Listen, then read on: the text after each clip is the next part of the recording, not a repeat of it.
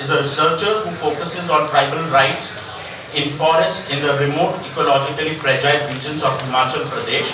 Her work explores how livelihoods, forest governance and indigenous rights intersect in the Himalayan context. Aanchal is joining us online. I would like to invite Dr. Deepika to the dais. Dr. Deepika is an environmental governance and public policy researcher. She is the honorary research and policy associate at Urban, and she has her PhD from the Crawford School of Public Policy, Australian National University. She is currently associated with Urban. Deepika also acts as the deputy coordinator in IUFRO's Rural Governance and Forest Tenure Division. Thank you so much, Deepika, for joining us today. I would like to now invite and introduce our second panelist, Bha Tambo Lindo.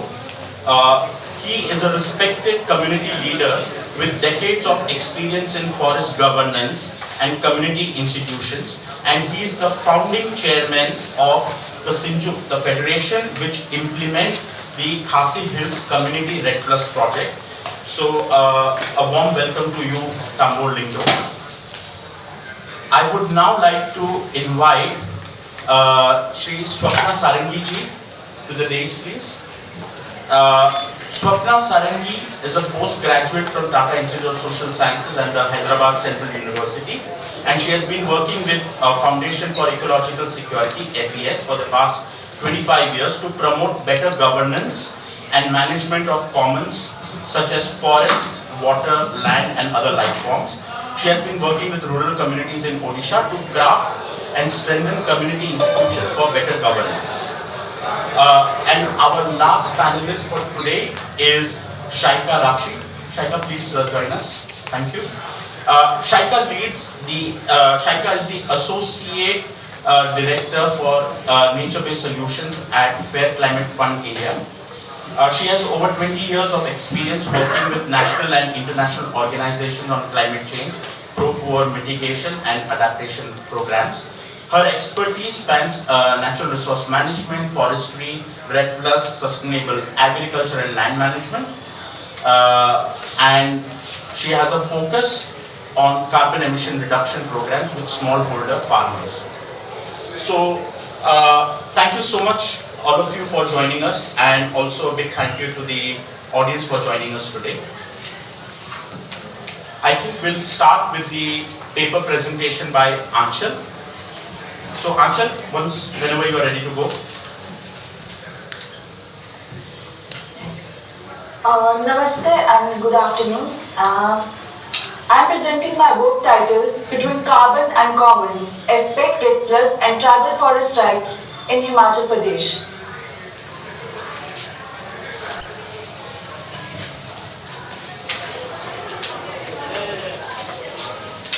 So this work begins with the central question, whose land and whose carbon? So it examines how carbon projects interact with forest rights and tenure security, and what happens when FPEC safeguards are incomplete, delayed or treated as symbolic. A fundamental tension is visible. The Forest Rights Act was introduced to formally recognize long-standing community forest governance, whereas RED Plus and carbon market interventions often arrive with faster timelines and externally driven structures. Although FPEC is recognized in India RED Plus National Reference Document and Himachal Pradesh 2020 RED Plus Action Plan, field evidence suggests that FPEC often appears absent, reduced or post-decision. So this is not just a procedural gap, it is a justice question linked to equitable benefit sharing, clarity on carbon rights and the avoidance of new forms of disposition.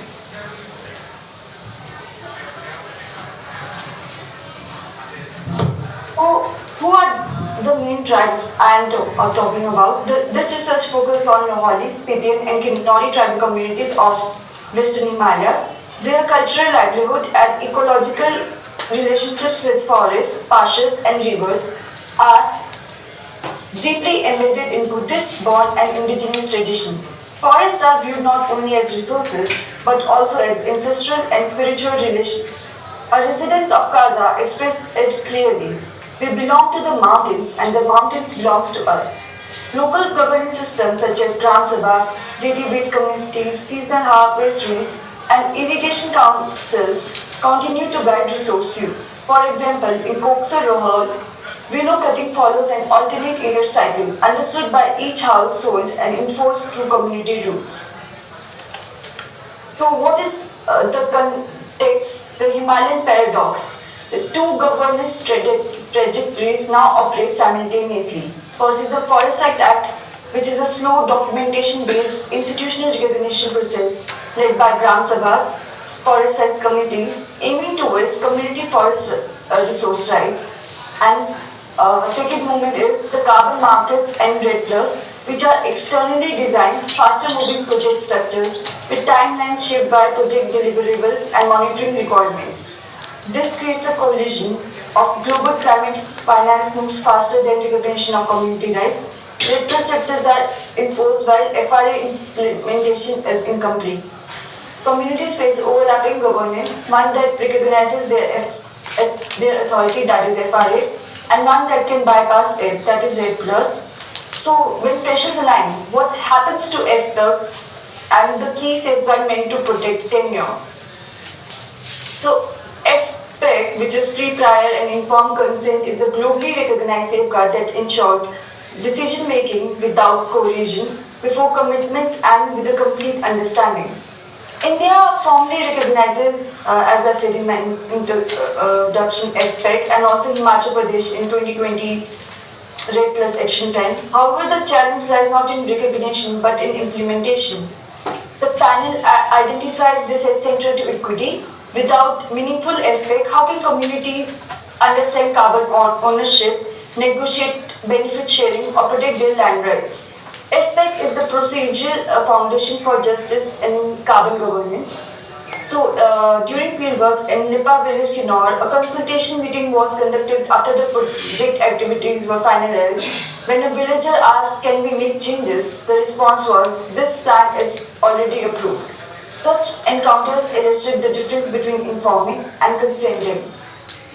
So the research methodology is the evidence is drawn from field interviews with community members, implementers, and officials in both Lower Hospital and Kinnaur districts of Himachal Pradesh, analysis of RED Plus project proposals, memorandum of understanding, and monitoring documents.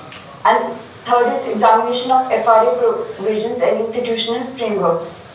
The analytical approaches of the political analysis of governance, examining how RED Plus redistributes authority and whose voice matters in decisions affecting forest resources and community tenure. So, first finding suggests that RED Plus as a political process. How authority shifts away from community. RED Plus functions not merely as a climate project but as a political process redistributing authority over forest resources. Historically, Gram Sabha, FRCs and customary institutions have governed forest use, access and protection. With RED Plus, new external governance layers are introduced. Carbon developers, finance institutions and external implementers assert control.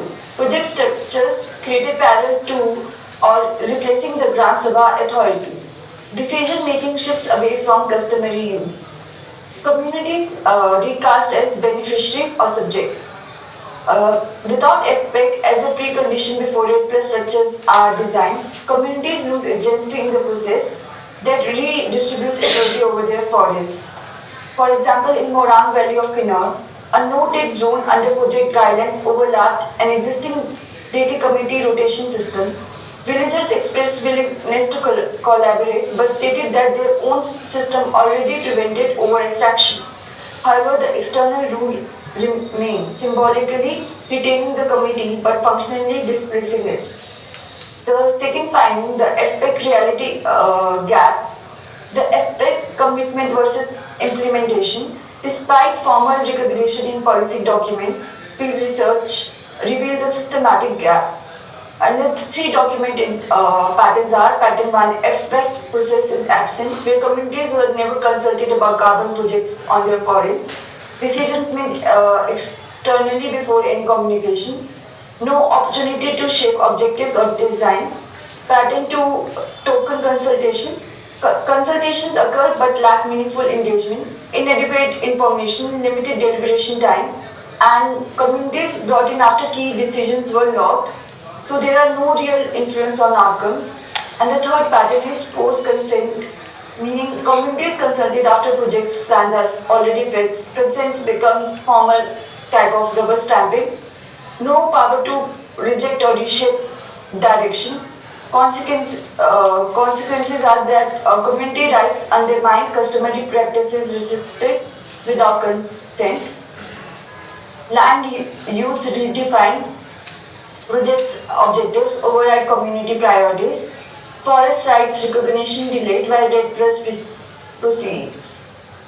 Authority distributed from community institution to external actors. In Kibber, the village of Spiti, a murder's objection to restricted grazing was noted as awareness stated in the meeting minutes, suggested that discussion was recorded as agreement.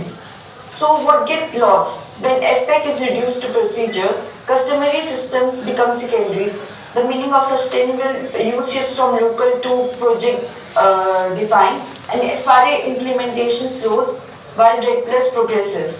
Decision making shifts from right holders to implementers, like in the Jangi Gram Sabha in Kinnaur, initially preferred CFR, that is Community Forest Right Recognition, followed by project partnership, demonstrating that rights for sequencing is both possible and desired. So,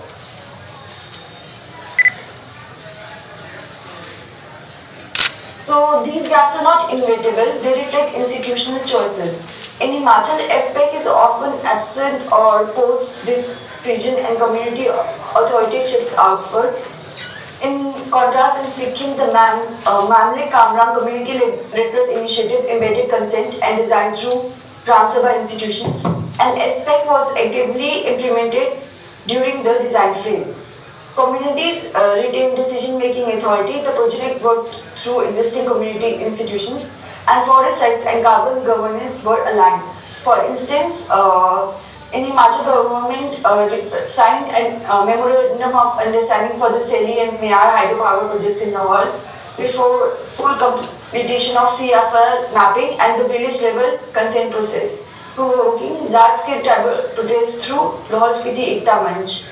They flagged that as a violation of procedure protections under the Foresight Act and the 5th Schedule rights of tribal areas. So key insights here is that gaps are not inevitable consequences of climate action. They result from deliberate choices. Who designs projects, communities or external actors? When consent is sought before design or after implementation? Whose authority is centered, customary institutions or project structures? Whether FPEC functions as the precondition or afterthought. So path forward, like moving forward, climate governance and forest rights cannot run on parallel tracks. They work only when three elements come together at the same time.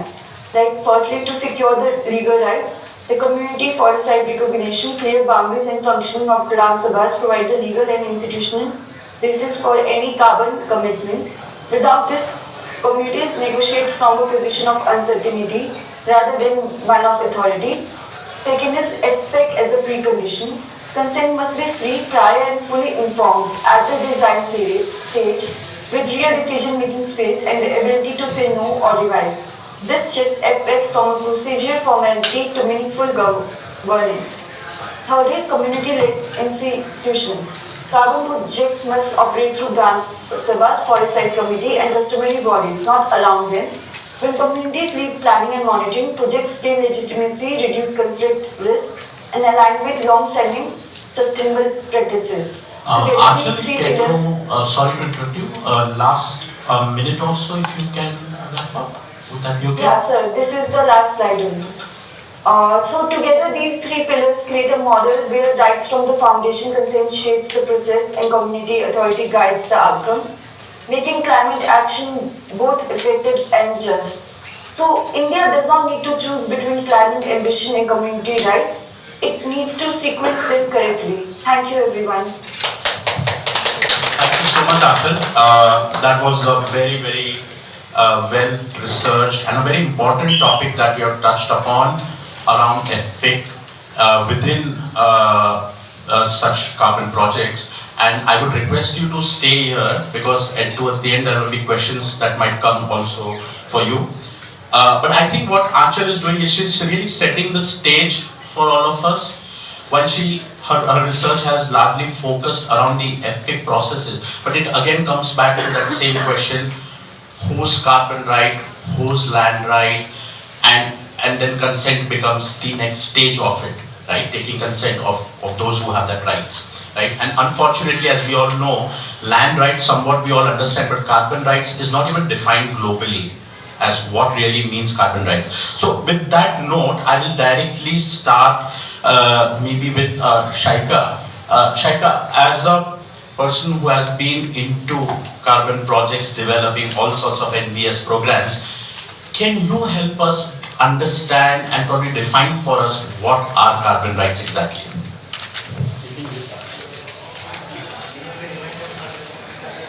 I think there is just one.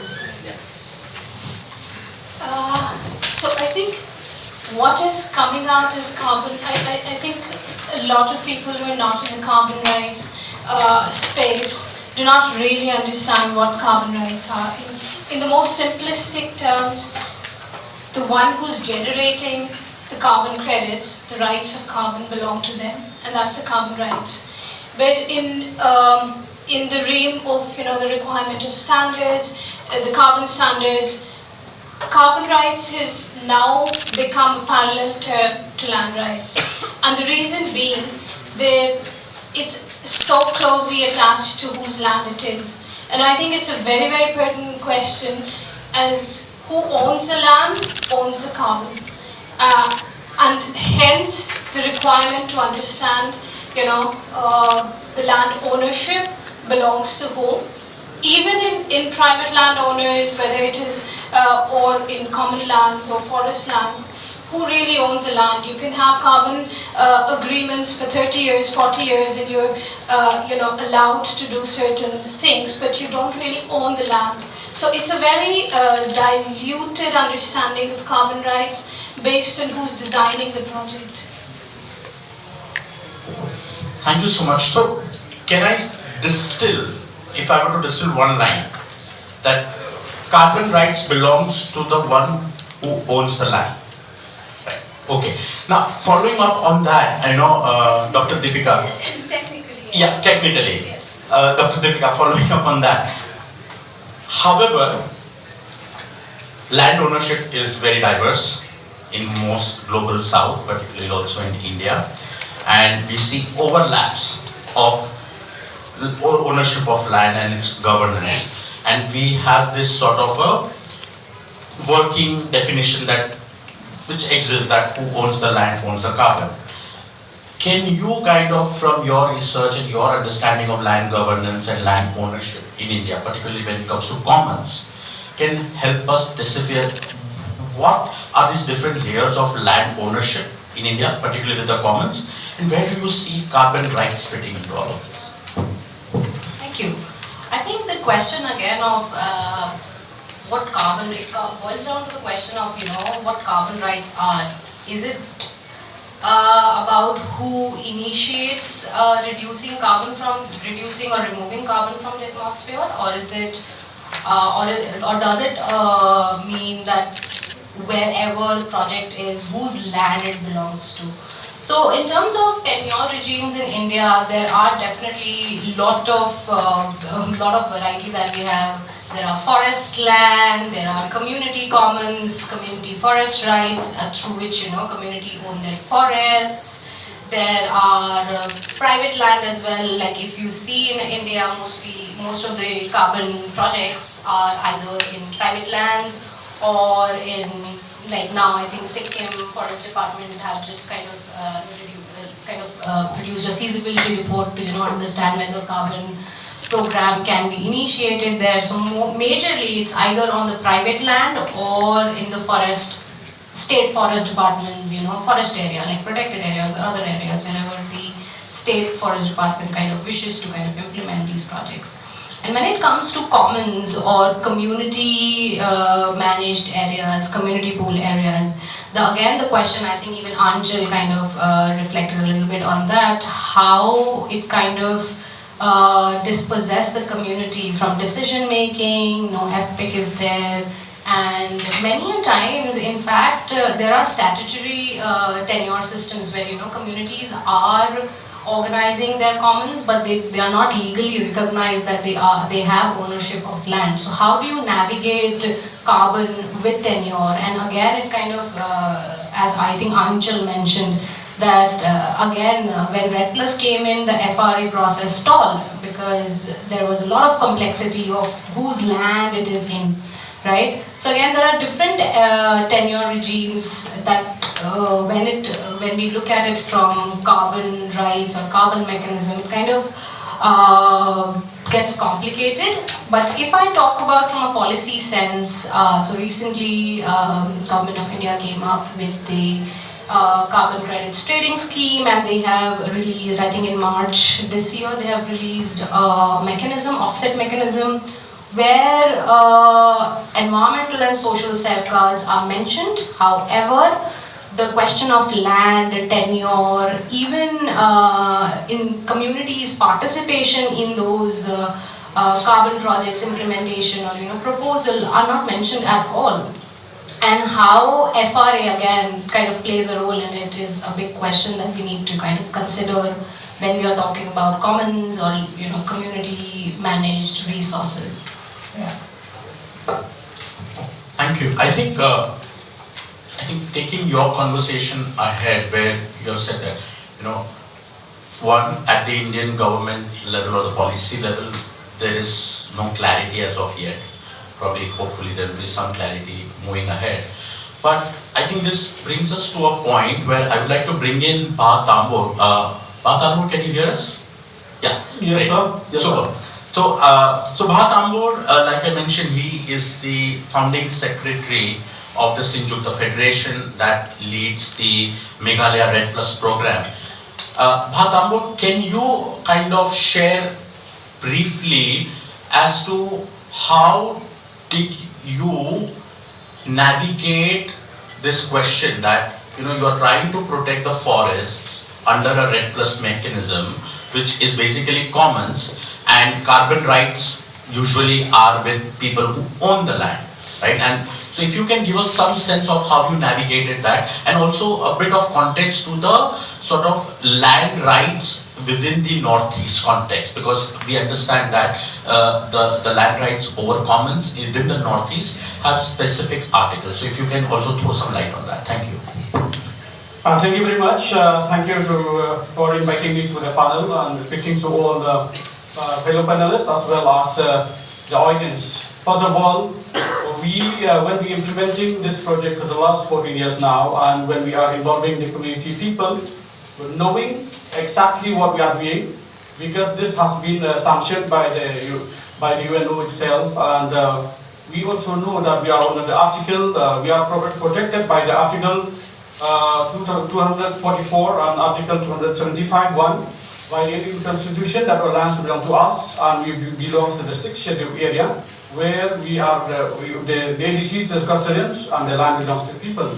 So first of all, when we are moving this kind of approach where the RED Plus project has its own specifications and dimensions, we make them understand that the RED Plus agreements are long-term commitment, 30 years, we are doing this one.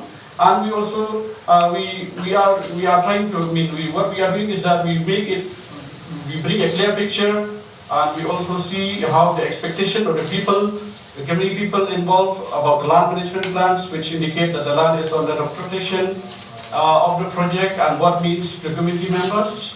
That is point number 2. And point number 3 is that we are preparing,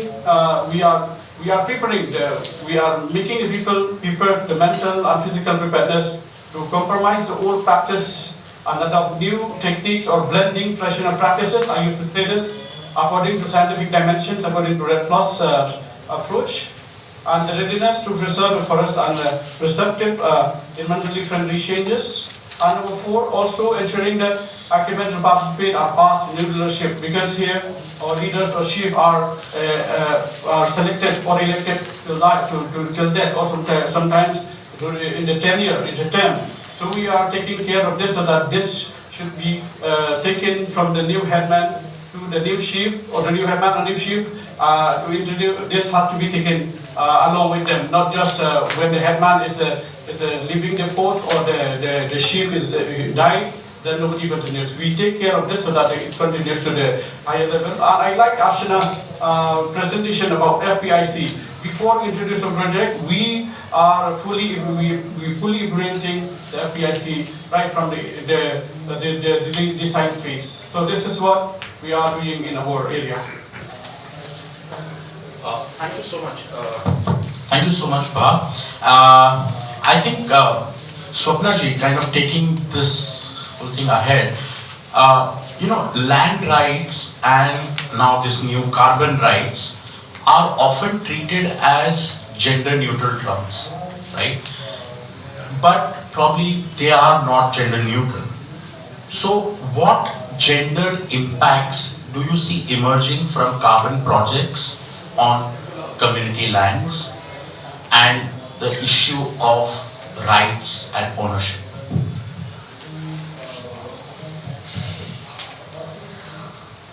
Thank you so much for asking me to be part of this panel. I thought it was going to be a very difficult one, but I now find it very, very easy a panel. Is the basic question that you are trying to address, whose land it is? The answer is very simple. The land, all the lands belongs to God. And now, there's this law change, all the land belongs to market. The God has just been replaced by market. So then there's no debate, there's no discussion who owns, government owns, private owns, community owns, there's no discussion. Let's be very clear on that. Earlier it was God and now it is the market who decides, determines everything. Because whether the friend from Schedule 6 area, fortunately there is a rule, that is a law somebody has created mindfully, giving a special status where actually this prior informed consent is coming from a 6th schedule kind of a rule that was there, where community decides. But look at the other protective act that was there, Schedule 5 areas, PESA rules, FRA, Gram Panchayat rules. Nobody talks about it because apart from the 6th schedule area in this country, the rest all land we have happily given it to market for them to decide and determine. So whether it is RED plus, any voluntary market, any, now in Government of India is thinking about coming up with what they call carbon credit trading scheme, CCTS, under the Energy Conservation Act. There will be more player. Right now we had problem because the market players coming from outside, now we have in-house buyers. And there will be market players, true sense market players. And everybody sitting in this room know for sure, when it comes to market, they are here with a purpose. They are here with a purpose of profit. They won't care, they won't give a damn to whosoever is the ones who is producing it. That is where, for me, the pain point comes from. Legally, we are saying the right belongs to the one who are producing. But what's happening in the real sense, they cannot determine the price, they cannot determine the conditions, they cannot determine for whom. This whole question about inclusion. The friend of mine from Meghalaya, their whole village collective can sit and discuss what is the rule that they will follow for this year, how much of a product they can harvest, what kind of product they can harvest, what is the species that the women would like to harvest, say for fuel purpose, what are the trees that they want to keep for looking at the non-timber forest products which is creating economic opportunity for them, what are the forest species they want to keep. But rest of areas where this protection of community managing and deciding is not there, everything will be determined by market. What species you are growing, what is, and then the choice is to them for 30, 50 years. There's a new kind of colonialism coming up. The community on their own land won't be able to decide what they're going to do with their land because they will be signing on the dotted lines by the terms and conditions given by the market. Simple example, I come from state of Odisha, your favorite land for all the climate variables. We get it every year. So if there is a community which is part of this carbon market, it is as simple as that. They have signed on the line for whatever, $8, $10, $20. They have signed that they will get some grant from the carbon market. Tomorrow that the cyclone happens. The usual practice is the community believes, this is my forest, I have protected it. So if there is a cyclone happens, if there is a fire outbreak, I'll be able to harvest some of the tree species, reconstruct my village. They won't be able to do it. They won't be able to remove eupatoриum because there is a fire threat. Because if you remove the eupatoриum, the carbon estimation will reduce. This is what carbon right is all about. It's a kind of a surrogacy. You grow, but the child doesn't belong to you. Thank you so much. I think those are very important and very provocative observations coming from the ground. And I think it's the right time to bring in Shaika.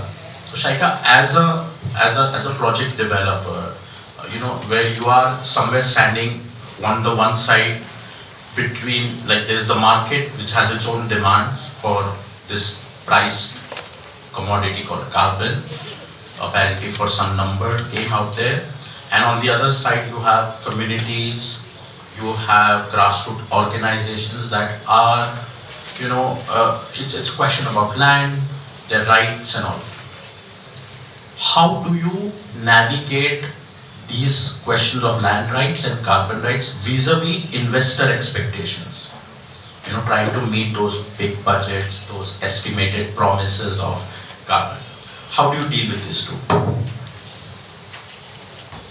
So I think how carbon project developers have come in. The requirement, yes, is to balance the demands of the investors versus the requirements of the community. Come back to carbon rights. I'll start from carbon rights as such. What came in is a carbon finance tool. How it is being developed into far more, a kind of an agreement in which the community or the farmer is almost losing the value of their own land because the valuation of land is now started depending on who's negotiating, who's controlling, who's designing, and that is not the community and the farmer themselves. So I think the role of the carbon project developer, along with whoever is the implementing partner or the community, really relies on how you're designing the program, how you're working along with the requirements of the carbon project, because all said and done, the carbon market is bringing in the finance, but somehow finance is completely not just dictating the terms of requirements of produce from the land, it's also dictating how the land is going to be used for the next long term, 30, 40 years agreement. These are long-term agreements, and these are the estimations are based on, and the issuance of carbon credits is based on the duration. So what goes missing in this whole design and program is the requirement of the farmer themselves, the requirement of the land, the productivity of the land itself, and how your models of plantation, the requirement of the kind of trees that you're doing. And I'm mostly talking of agroforestry projects, not forestry projects, because that's something that we're working intensively on. Is how you're engaging with the community to even understand their needs. And their needs stem not only from finances. It's so important to have the food nutrition security element incorporated into these projects, because I think that has been the missing element in terms of, when investor comes in, most of the carbon project developers run with, millions of dollars and millions of hectares come under the project. And what then happens is that you actually have very superficial level of engagement with the communities, because you want to scale up your projects, you want to show them, how much of area is under your control as part of the project. And in that whole process, I think the design of the project goes missing. The whole program gets a lot of focus on how much of carbon output comes from your land, rather than the actual, output from the produce, from, the impact, the biodiversity, the livelihood. So it's not that you can't do it, it's just that who the developer is to even realize that this is, the major part of, the program design. So that's where I think carbon project developers' role really comes in very strongly. Yeah.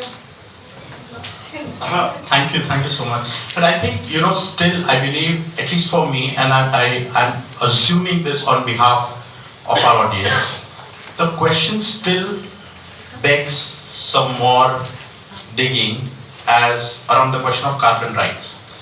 Is carbon right a personal right, or is carbon right a public right? In the sense, because carbon anyways, it becomes a public good at the very same time. While it is an individual good, while I'm sequestering carbon on my own land or my communal land, but that second moment it is traded, it becomes a public good also. So I see that there is this bit of a duality in the right parts of it. So Dr. Deepika, I've come to you. As a policy researcher, how would you, or if you can kind of give some direction to these thoughts that, okay, what exactly is carbon right? Does it become an individual right? Does it become a public right? And then the resulting good, does it become an individual good or a benefit that I can receive individually, or it becomes a public good? That's a very difficult question to answer. But to give my 2 cents, I think at the moment how carbon rights are presumed is more market rights, like how industries or how project proponents kind of see carbon as, they see it as an individual good, right? They don't see it as a public good at the moment. And when especially communities are marginalized and dispossessed and have not been given the right to participate or make decisions about how carbon is governed, if we are governing under a project, how can we consider it as a public right, right? So how can we consider it as a public good, sorry? So again, this question of carbon rights begs the question of, land rights. Who has ownership of land? And also, when we talk about carbon rights, we always tend to think that whoever is producing these rights through sequestration and removal from, carbon from the atmosphere, who are the stakeholders involved? Is it just project proponents? Is it market, or is it an entity who's buying carbon, or is it also communities who have been working on ground to create these carbons, right? To kind of create these goods. So again, involvement of community, collaboration, inclusion in carbon and carbon rights when we're talking about is very important according to me. And just to, when I think ma'am was saying, I was just wondering how communities even think about this. When a project proponent goes, okay, we are creating carbon and these are like carbon rights that we're going to sell and all, how do communities understand, how do people make communities understand what are carbon rights? And I think that is something that needs to be, take a little more on. Yeah, thank you so much. I mean, I do understand it's a very, very complicated bit of a philosophical question also at the same point of time. But Bha, if you can hear us again. Yeah, great. Yes. Yeah, so I was also thinking, in terms of when we talk about land rights and carbon rights, the right to manage and work with your land with your own autonomy, the way you want to do it, right? Because this is your land, right? And a lot of times in carbon projects, what we see is that the management of land then gets dictated at the terms of the market. That is, as per the methodology of any given standard or a registry, right? Or it gets managed that, okay, I have to produce this many amounts of carbon credits so as to make this project financially viable, right? So these are the big question, and also this whole question around that carbon that is stored has to be stored permanently, at least for another 30, 40 years or 50 years, right? However, how communities manage their resources, be it forest, be it grasslands or any other commons, are not as per the rules of additionality and permanence and leakage. They kind of bring them down. So as Sinjuk Federation, how are you navigating these complex user rights? You know, the way you want to autonomously use your land in your own ways which you believe is sustainable, and negotiating, you know, what the market is dictating you, that, you know, store this carbon permanently, we need these many credits to be sold. So I would like to hear your views on that. Yeah, thank you very much, Shigamji, again about this. Since we are running this for the last 14 years, I don't want to show about how we are running this, but the thing is that we are having the potential here because our land belongs to the people, and we should have a platform. Sinjuk means federation, where we have a platform that from the least to the top level, we call it stakeholders. We make them ourselves understand. So RS program, mobilization with the people, telling them about what we have to do, and seeing also which standard we are following. When we introduced this, when I first went to the villages, about 82 meetings, I went to the people to tell them, let us conserve our forests because we need them. We need fresh air, we need water, we need this and that for our future generation. But if we get some money, let us do it, which is the best to follow. Then we come up with the Plan Vivo, which is first of all called carbon management and rural livelihoods. That is for the first 5 years we are doing, though the project is going for the next 30 years. But on seeing this potentiality by involving all the stakeholders, because we call it a bottom-up planning kind of thing, where we from the Sinjuk as a federation, we negotiate and we are also take as the lead, not to tell people. You see why red project fails everywhere, even the government itself. It is because they look at it as money. I remember in 2006 when I was in Delhi, when they talked at Terry, they said that we will get lot of money, it will be a big ATM. Actually, this is not that. This is the sanction from the UNFCCC, and the UN know that we the developing countries or the underdeveloped countries, we should get a chance, we should get the opportunity when we are conserving our forests to sequestrate or to at least offset the carbon dioxide in the air. We will get something, and that is the way we are doing. And we don't tell people, or we don't put to them to say that we have this much of money, but we say let us do the conservation. We will try to qualify. We'll try to do all these things which is needed. Not compromising of what we are doing, because we know that RED plus is the one solution formula. What we are trying to diversify to approach our plans, the interpretation and the aims and objectives, the objectives of what we will be doing by the community itself. The community themselves devise things to be done. As you know, in our project, why we are successful, because we are not just doing forest conservation. We are introducing livelihood activities. We are introducing tourism. You should know that we have received a lot of about 2 to 3 national awards on tourism as well. Because we are not looking, we are not about concerning about the money. We are concerning about conservation, but at least try to take care of all the guidelines and the needs that is the criteria needed to be done as a RED Plus project. Thank you so much. Thank you so much. I think that's a very, very important aspect, that, you know, the essence of a project doesn't become the dollars that get promised, but the design, what people want, why they want, and then see if there is something that can be also aligned with a market opportunity. So I think that is something that I'm kind of distilling from, you know, what you just shared about your project. But with this, you know, at this moment, for a brief, we have about 10 minutes for which I would like to open up the floor for some questions, any comments, some of your observations. Yeah, but please make it brief and quick. We'll start with you. Yeah. You need the mic?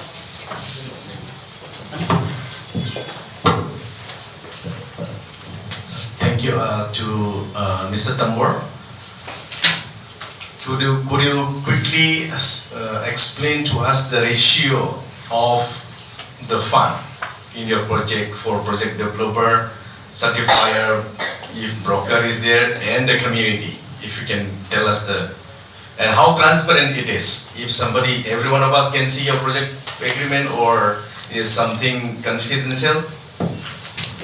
Thank you for your question. It's a very strict talk. I like it. Because when we are implementing our projects, we are taking care of these things: accountability, transparency, and equity. So we also know that in every rep project, there is also a sanction that 40% can be spent for the admin and 60% the community. It's about how you structure yourself, about how we will be implementing this. Because we are not being squeezed by anything else, but we are having a very open thing. So I would like to tell you, especially for Northeast, I know that you are from Northeast as well. So you can come to Northland. A team will be coming on the 6th and the 7th of December as well to come here to learn about us. We have everything online. You can go to Planco, you can go to the Planco website, and you will see everything about our reports and all the documents as well. Okay, thank you, very interesting discussion, and I just have one provocative comment deliberately to just encourage you to think about it. While it's wonderful that we are recognizing the rights of the communities for the work that they are doing, which is beneficial, but like many other markets, this is also a buyer's market, not a seller's market, which is why the communities are not deciding the price. So I'm really wondering whether a carbon right is establishing a right of the communities to earn something, or is it also, it cannot be alone. It is also parallelly establishing a right for someone else to pollute. Because then I say, okay, now I have bought this carbon right, so I'm going to pollute. So it's more a pollution right than a carbon right.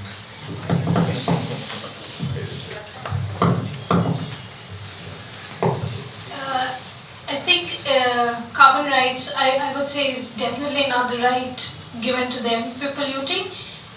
But the way the industry is structured, and you have the carbon market and the investors, it really depends on who you're selling it to. So you also have to be very careful about finding responsible investors. Because if they themselves are not, and they're investors, they're traders, they're people who are putting in money, come with various designations. So of course we're looking for carbon finance for financing the carbon projects in millions of dollars. But if you're not looking for responsible investors who themselves are not doing all the right path, then you can go to a lot of, I don't want to name names, but I think we all know who the polluters and all the others are. Okay. I think we have some. Let's take a few questions. Yeah, we can take a few questions. My question is currently under Article 6.2, carbon permanence has come back, and it is haunting about the integrity of the processes on the ground.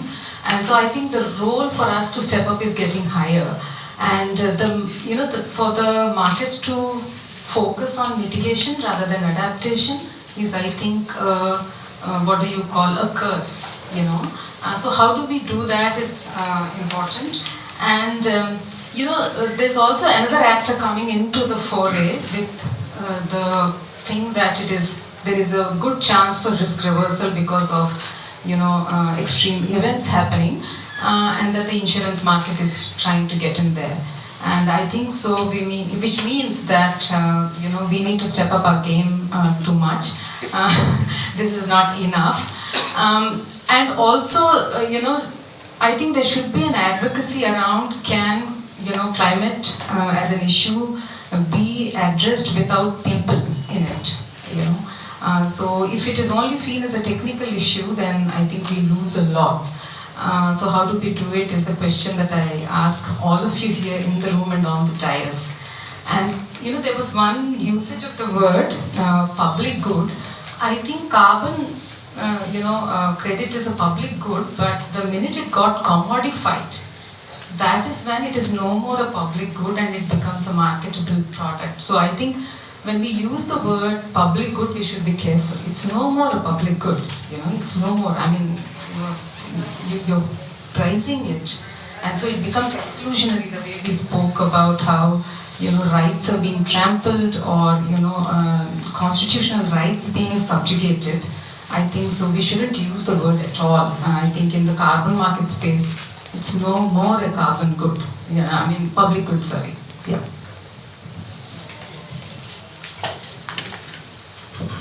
Hello. Yeah, my question is around the FPIC. So even though we call it FPIC, it's mostly at the end it's a consent, and also mostly from the landowners. If you are a community member, your consent doesn't matter because they don't need anything from you. Only if you own the land, then they need your land to get the funds from where or somewhere, then they come for FPIC.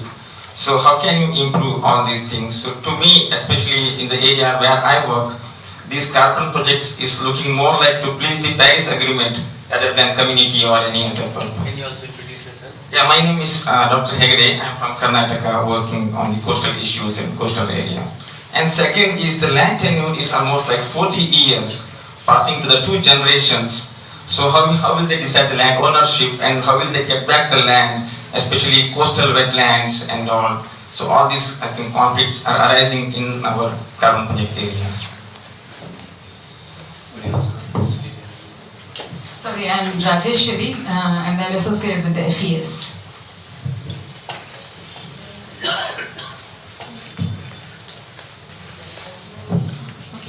My question is a bit different, because somewhere land seems like a transfer from God to the market. Why did it not happen when the state come in between? Because state has a role of welfare as well. So how has there been any conversation around creating a kind of partnership between farmer and state and making community interest more centric to this whole process? Is there a risk in that? Has there been any dialogue around it? Is it time to do that, or is it just the profit that one is looking for? Is again a provocative point for each one. I think we'll take one last. Yeah. I'm Neeta from Anand. Hi, I'm Shilpa, working independently. Rather little new at this topic and curious to know more, and interesting discussion. Largely we had the discussion around forest. So I was just wondering about the private land part and the gendered impact of that if it is linked with land ownership. My limited experience, Sajesh, correct me if I'm wrong, but it said that women could apply irrespective of the lack of land ownership. So I just want it to be You have to design it a bit inclusively. so it can be designed, right? That's what. So it's not linked with land ownership. Thank you so much. Thank you, everyone. Wide variety of questions. So I will kind of maybe give like quick one minute to each of our panelists to respond to broadly, what all different sort of questions and comments that have come in. So maybe we start with you, Deepika.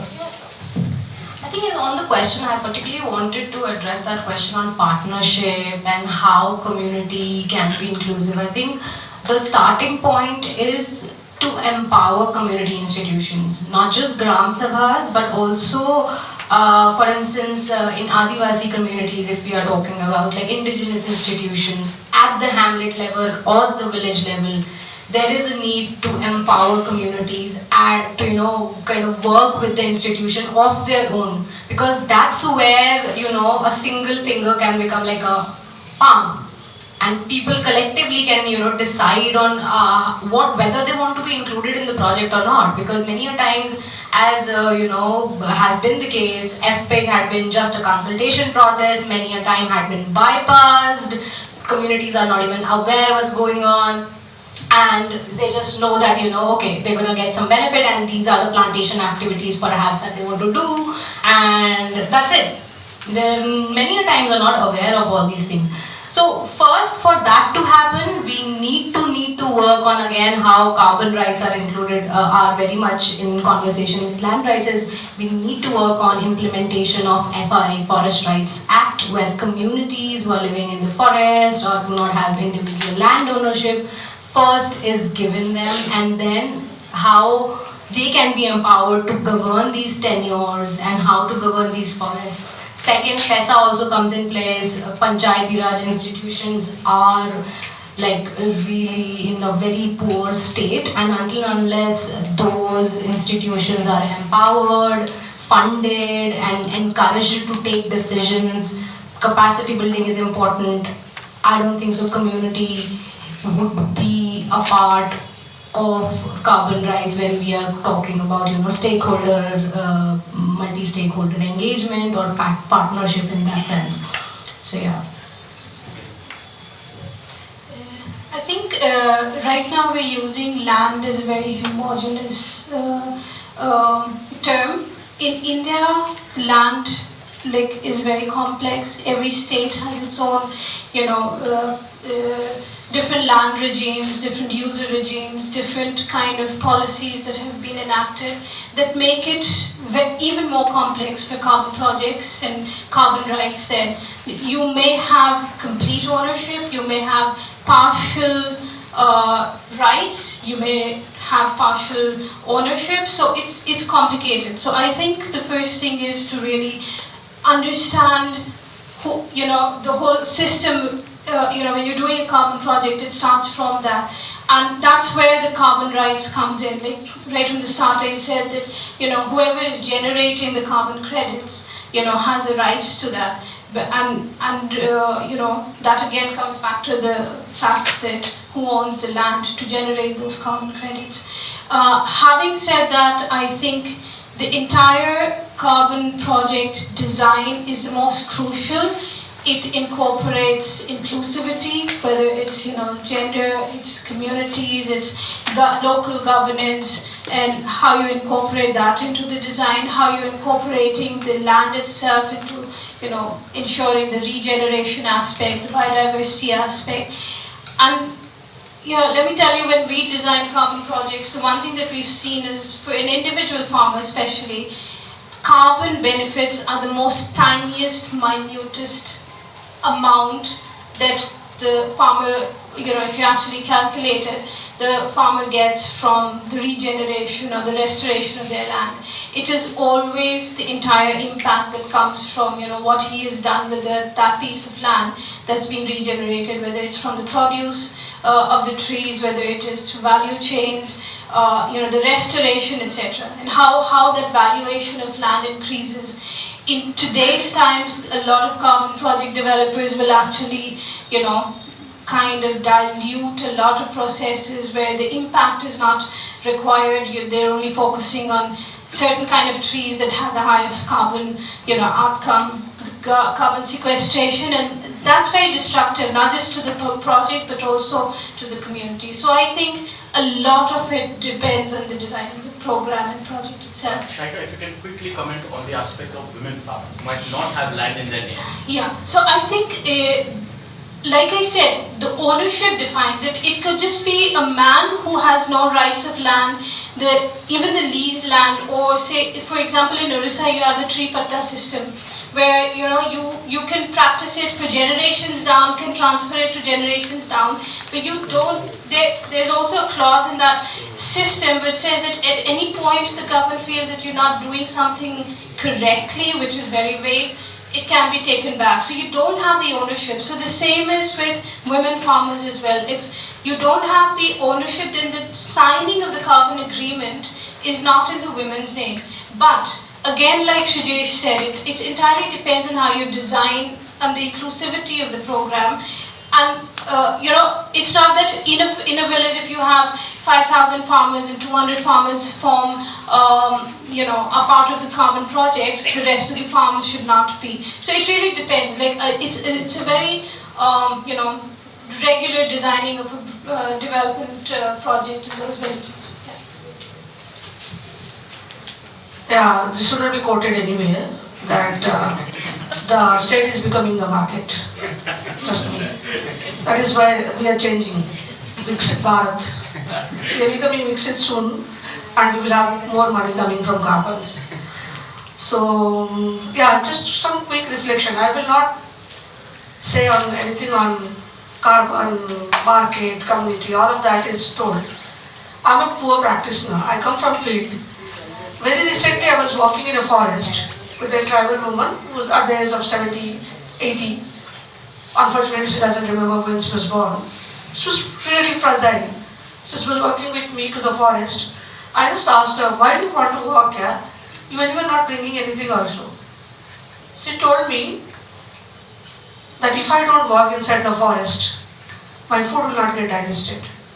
If I don't touch the tree, I will not get a good sleep. That's the connection. And I dare if any market could ever pay for this kind of ownership sense. Fortunately, there are at least alternatives coming up.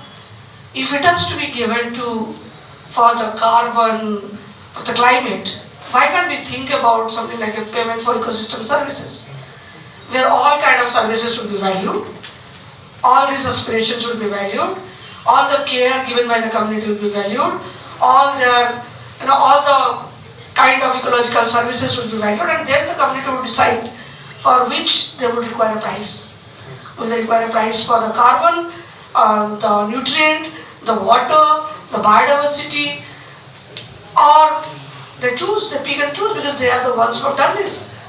At least as a developing or developed economy now that we are, that's the kind of a risk we should take.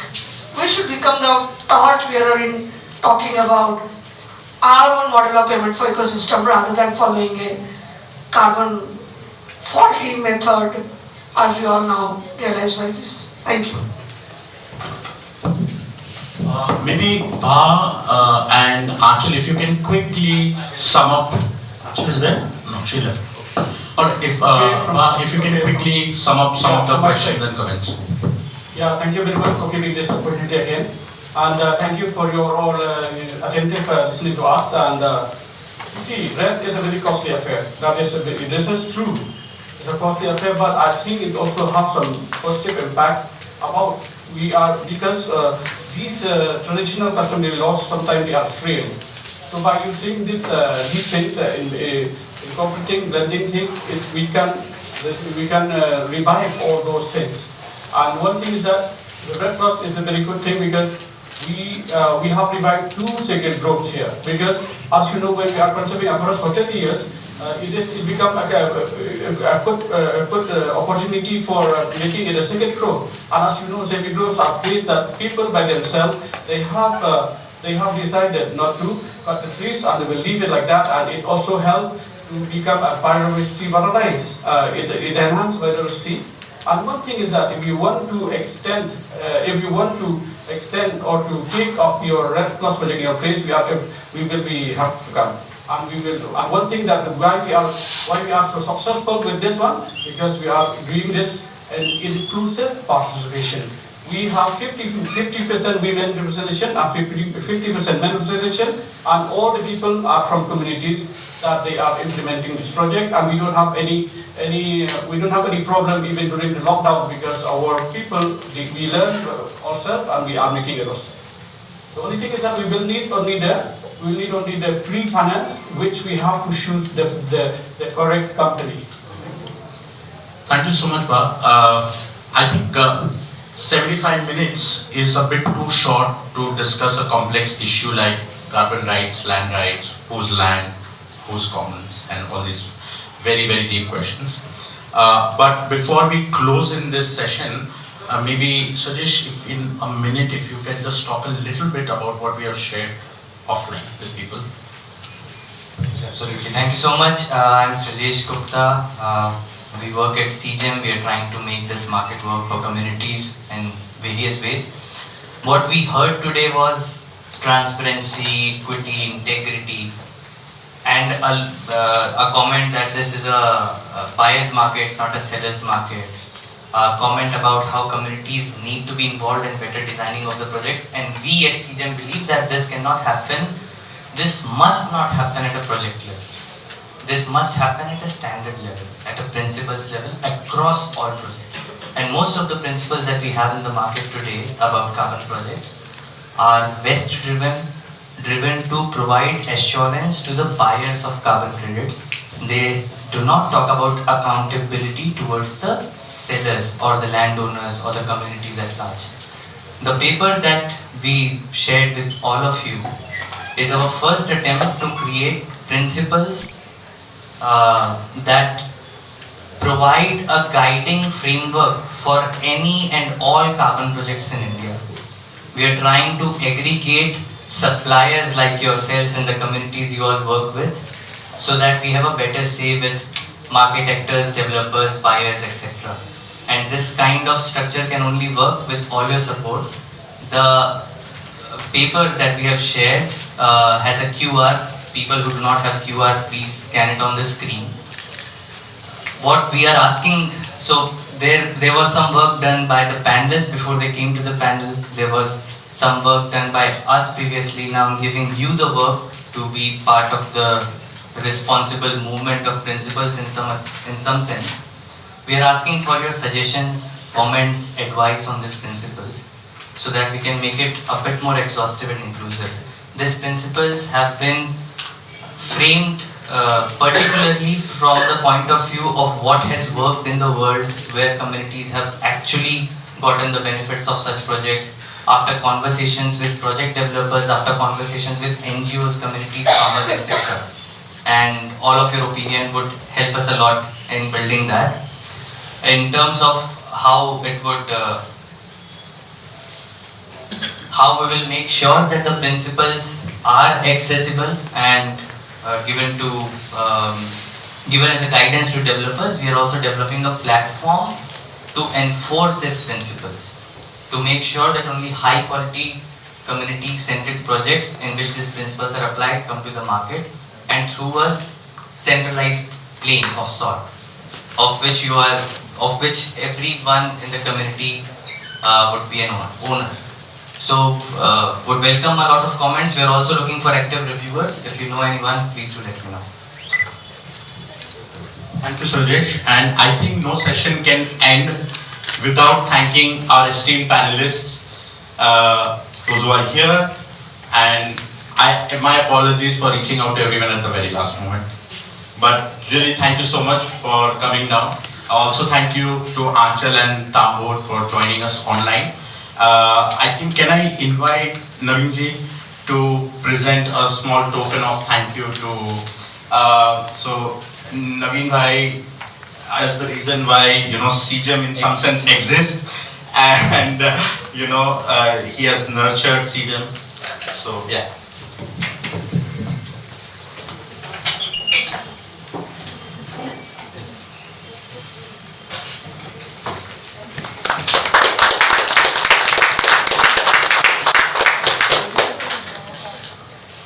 What should also be noted is these are all women members in the panel. Try to make sure that we have some representative voices, not just inclusive.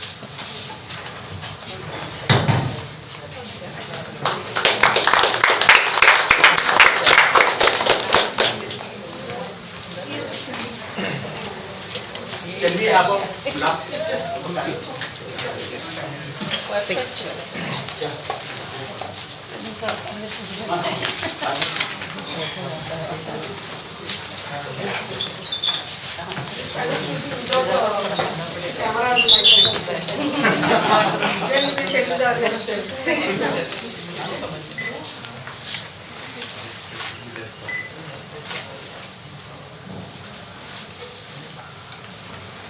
Thank you. Thank you.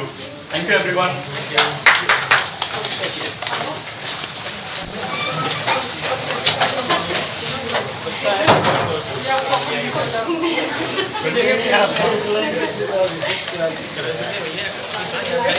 जानकारी नहीं है ये सही बात है हाथ में नहीं और अभी कम्युनिटी पे क्लियर जानने वाला कम्युनिटी पे कोई क्लियरिटी नहीं है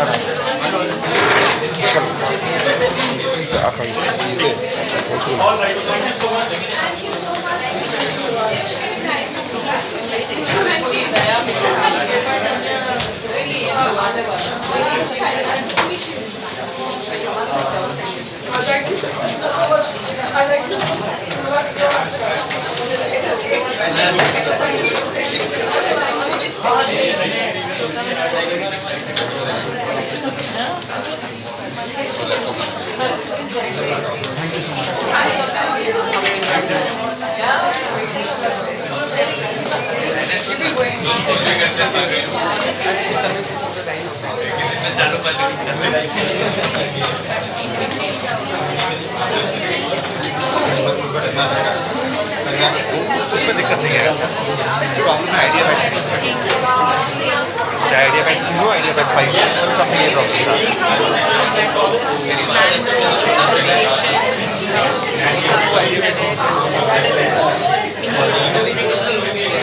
Not just restoring the resources.